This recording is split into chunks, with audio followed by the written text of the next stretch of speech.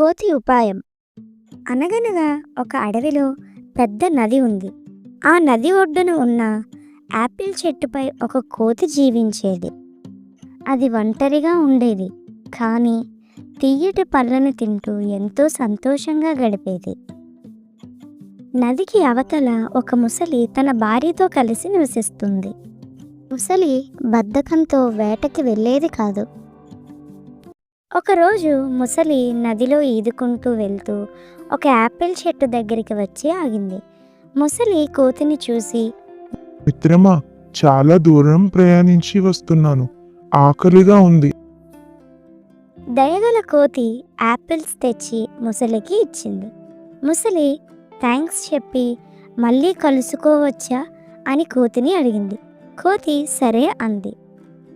అప్పటి నుంచి ముసలి ప్రతిరోజు కోతిని కలుసుకోవటానికి వచ్చేది. వారు యాపిల్స్ పంచుకుని ఒకరికొకరు తెలిసిన విషయాల్ని చెప్పుకునేవారు. ముసలి తనకు ఒక భార్య ఉందని, వారు నదికి మరోవైపు నివసిస్తున్నారని చెప్పింది. దానితో మంచి మనసున్న కోతి ముసలికి తన భార్య కోసం ఎక్కువ యాపిల్స్ తెచ్చి ఇచ్చేది. ముసలి భార్య యాపిల్స్ను చూసి చాలా సంతోషించింది. ఆ పండ్లను ప్రేమగా తిన్నప్పటికీ తన భర్త చాలా సమయం కోతితో గడిపే కారణంగా అసూయగా మారింది. ముసలి తన భార్యతో తన స్నేహితుడి కోసం చాలా గొప్పగా చెప్పేవాడు. ముసలి భార్య, ఈ యాపిల్ పళ్ళే ఇంత తియ్యగా ఉంటే వీటిని రోజూ తింటున్న ఆ కోతి గుండె ఇంకెంత తియ్యగా ఉంటుందో అని అనుకుంటుంది. ఆలోచనతో ముసలి భార్య తన భర్తను కోతిని ఇంటికి పిలవమని కోరింది. కానీ ముసలికి తన స్నేహితుడిని ఇంటికి పిలవడం ఇష్టం లేదు. అప్పుడు ముసలి భార్య ఒక ఎత్తుగడ వేసింది. తాను అనారోగ్యంతో ఉన్నట్టు నటించి కోతి గుండెను తినడం వల్లే తన ఆరోగ్యం నయమవుతుందని భర్తకు చెప్పింది.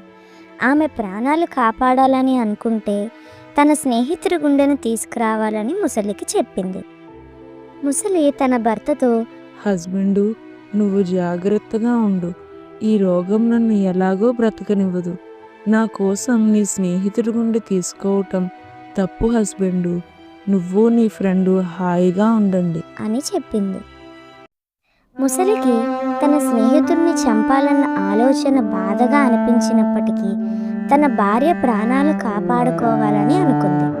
అప్పుడు ముసలి చెట్టు దగ్గరకు వెళ్ళి కోతిని తన ఇంటికి రమ్మని పిలిచింది. కోతి చాలా సంతోషంగా ఆహ్వానాన్ని స్వీకరించింది. కోతి, మిత్రమా, నది దాటి నేను ఎలా రాగలను అంది. ముసలి తన వీపుపై కూర్చుని నది దాటి వెళ్ళవచ్చని చెప్పింది. కోతి ముసలి వీపుపై కూర్చుని నదిలో ప్రయాణిస్తుంది. నది మధ్యలోకి చేరినప్పుడు ముసలి నీళ్ళల్లో మునుగుతుండగా కోతి భయపడింది.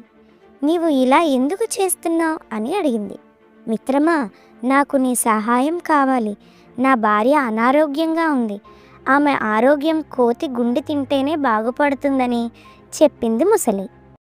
కోతి అవాక్కైంది, కానీ వెంటనే ఒక ఉపాయం ఆలోచించి ముసలితో, మిత్రమా, నీ భార్య ప్రాణాలు కాపాడటం నాకు సంతోషమే, కానీ నా గుండె చెట్టుపైనే ఉంది, తిరిగి వెళ్ళి తీసుకురావాలి అని అంది. ముసలి కోతి దయగలది అనుకుని ఆనందపడి తిరిగి చెట్టు వద్దకు బయలుదేరింది. చెట్టు వద్దకు వేగంగా ఈదుతుంది. చెట్టు వద్దకు చేరాక కోతి చెట్టుపైకి వేగంగా ఎక్కింది. ఇప్పుడు వెళ్ళి నీ భార్యకు చెప్పు, ఈ ప్రపంచంలో నీకన్నా పెద్ద మూర్ఖుడు లేడని, నీ భార్య అన్యాయమైన కోరిక కోసం నువ్వు నా ప్రాణాలు తీసేందుకు సిద్ధపడ్డావు. ఇకపై నాకంటే నీ భార్యనే నమ్ముకుంటూ ఉండు అని అంది. ముసలి తన మిత్రుడికి చేసిన మోసానికి తగిన శాస్తి జరిగిందని భావించి సిగ్గుతో అక్కడి నుంచి వెళ్ళిపోయింది. చూశారు కదా ఫ్రెండ్స్, చెడ్డవారితో స్నేహం ఎప్పటికైనా ప్రమాదకరమే.